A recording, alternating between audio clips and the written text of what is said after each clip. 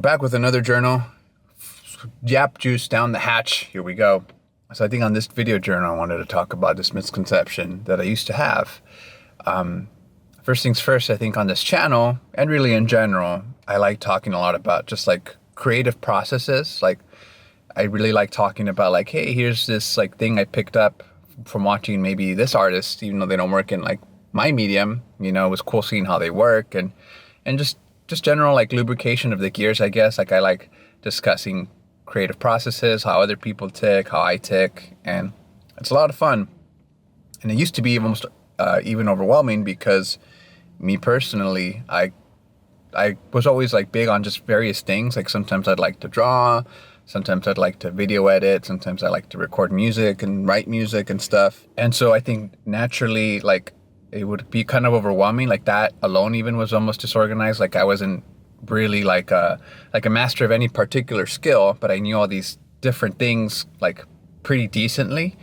And so like I thought like that's just kind of how like I was destined to be, just really disorganized. And like as long as I'm constantly creative and constantly in a flow, the idea of being more organized, more purposeful with my intent was like contradictory to creative freedom. Like those things could not mesh, because I think in order to be not a messy person, in order to be like organized, you know, whether it's with your thoughts, your environment, your workspace, like you need discipline to do that. You need to have the discipline to develop those habits and that skill to just kind of have everything like working for you. But I thought, you know, when I was younger, that the idea of discipline and the idea of freedom and creativity, freedom and just how you tackle life, maybe even, were contradictory.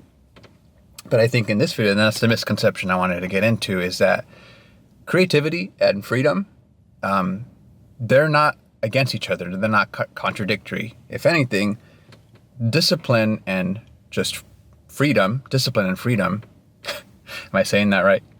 But discipline and freedom, they're actually more like brothers. You know that meme where like you got the two buff arms holding hands and stuff to meet in the center? Discipline and freedom are actually brothers. When I was young, and again, that's kind of why I brought up like the multiple art forms thing, because when I was young, I was really heavily into drawing and like creating my own worlds and imagining like comics and video games and creating these like just humongous worlds with like storytelling and lore. I was obsessed, I think, more so with creating like environments and like little characters and stuff like that. The drawing was also very important, of course, but I think I've always had just like this inner desire for storytelling inside of me, to be able to tell stories effectively, ones that really engage me, like the ones that I would read. But eventually, for some reason, I don't know, universe, call it whatever, I also had just a lot of like this natural draw, I would call it, even just to be able to play instruments and like learn how to like play songs and learn how to create my own songs. So I had these like two different creative worlds almost simultaneously going at the same time. My biggest inspirations when I was young is the guy that makes the manga One Piece, biggest manga in the world, baby, don't you know it?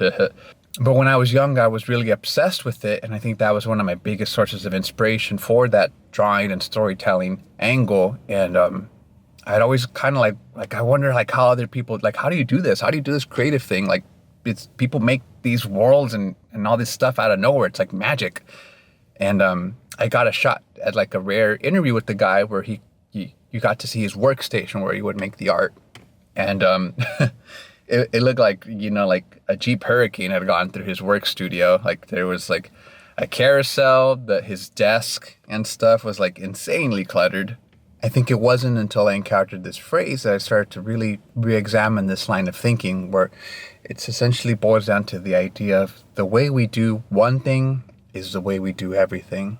So these little like nasty habits that I had that made me disorganized, that made me messy, was essentially how I was trying to tackle everything else, including the stuff that was important, the stuff that had to get done. But it also included the stuff that came easy, the strengths that I had built up, you know, like the creative stuff. The way that I was doing just like the small stuff was the way that I was doing all the important stuff, you know. And it's these little small like details, that add up, and start to create, like, I guess, like the snowball effect. There's a famous college basketball coach called John Wooden, and I saw a video from one of his interviews once where he really focused on, like, down to the smallest details. Like, okay, like, how are your socks? Are your shoes, like, fitting properly? Like, are your shoes clean? Is there any wiggle room? Like, he like, are your socks, completely up? I'm sure if you were, like, working with this, like, legendary college basketball coach, and you show up to the first day and he's talking about, like, the socks and the shoes and stuff, like, in the moment you're probably like, what the heck? Are your socks clean, good to go? Your shoes fit properly? Because he was so focused on the small details, he knew that the players being focused on that, like, they would start to build these habits that just would stack up and stack up and stack up. And suddenly they were performing at their very best because they, understood that concept of just the way you do one thing is the way we'll do everything. So if you're at the point where, like, you can't even, get the part where you put on your shoes and socks properly, then once I learned that idea that, like, okay, how does my car look? How does, like, my hair look? Okay, am I handling, like, the small day-to-day responsibilities that I have well, like, or am I just kind of, like, careening through everything super chaotic, super messy, like, am I freaking brushing my teeth twice a day? Like, those small, what we would consider, like, I guess, like, just very insignificant wins are just extremely important. And it wasn't until I had that, like, switch of, like, no, like, if you can't even handle just the basic stuff and do it well, what makes you think that the universe is going to let you handle, like, the stuff that you really want to do? By making that switch, especially if you find yourself right now in a creative struggle, but by making that switch of, like, the way we do one thing, the way we do the smallest thing, the simplest things, is the way that we're going to do everything, the way that we're going to do the important things, you start to actually leave yourself with, like, access to that, like, energy, that creative, like, spirit, that childlike wonder that's going to give you the freedom to be creative again. The reason I say that discipline and freedom are like brothers is because, I would think that, like, they would be contradictory to each other. Like, the heck, I can't be creative if I'm focused on, like, making sure my shoes are clean, Rather, if you, like, allow them to work hand in hand, you realize that the way you do one thing is the way you do everything. You start to free up a lot more time, a lot more energy. You start lighting up, I think, wins for yourself, because now you're starting to stack up these smaller wins, these smaller, like, key decisions. And you just subconsciously start to change who you are as a person. You're not suddenly overwhelmed by all these, like, damn it, the car light or the oil check engine light turn on again. Why? Because the way you do one thing is the way you do everything. I'm sure the car gave you a heads up. I'm sure the universe gave you a heads up about all these smaller little details that were adding up, and then now they're starting to screw you over.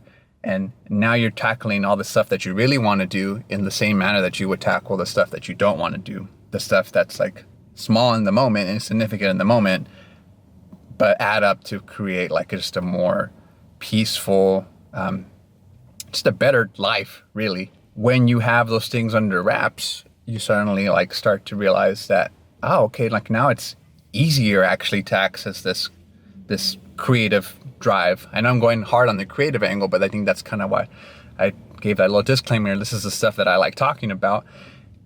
Having that flow state, as people like to describe, I tend to get there a lot faster when I'm focusing on those kinds of details.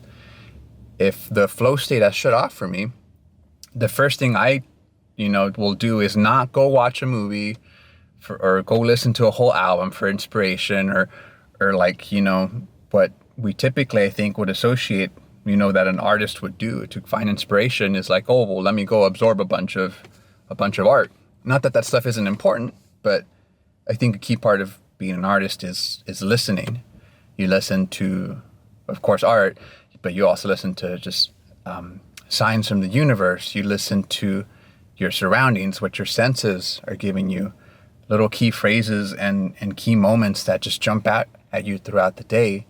And that, I think, it just gets shut down when you are not building and sticking to your good habits like throughout the day. It gets shut down because you have to focus on like, man, my shoes are messy, man. Like my bills aren't being paid, man. I'm not handling my responsibilities, man. I'm procrastinating on this. So when you're not stacking those small wins on those insignificant things, now it becomes a problem. And now you lose access to that creative state, to that creative flow. Who wants to bring their inner child out to be creative when you feel like a child because like you can't even do like the most basic stuff properly? So that was it. I just wanted to talk about that. That was a big change for me in my creativity. It's just the idea that creativity and discipline go hand in hand. Freedom and discipline go hand in hand. As much as we have that classic mental image of like, oh man, I'm classic rock star on the couch. I just, shot up a bunch of fun juice and man, I'm just going to let the inspiration come to me. Come to find that I think a lot of great artists and a lot of artists that I admire is more so about having the discipline to be in that mental state, to capture those moments, to be in that mental state, to actively listen. And it's these smaller things that just matter a whole lot. So that's it for this Journal of Quarters. I will catch you guys in the next one. I am now off, I think, to find more sources of caffeine. And honestly, now that I'm filming this, to see if I'm also making sure that I'm doing what I'm supposed to be doing. Because the way we do one thing is the way we do everything.